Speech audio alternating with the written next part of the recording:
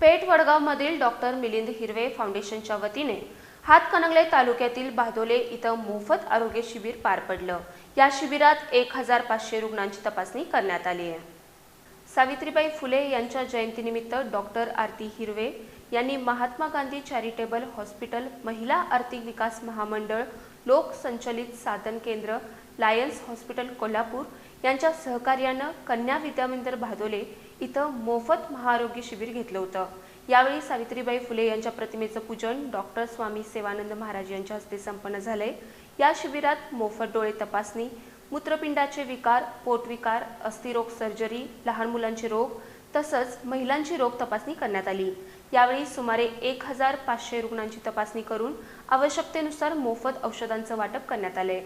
यावेळी doctor Ashok Chougule, doctor Milind हिरवे, doctor Sandeep Hazare, doctor Sandeep Mohite आणि बादोले ग्रामस्थांसह मान्यवर कार्यकर्ते उपस्थित होते।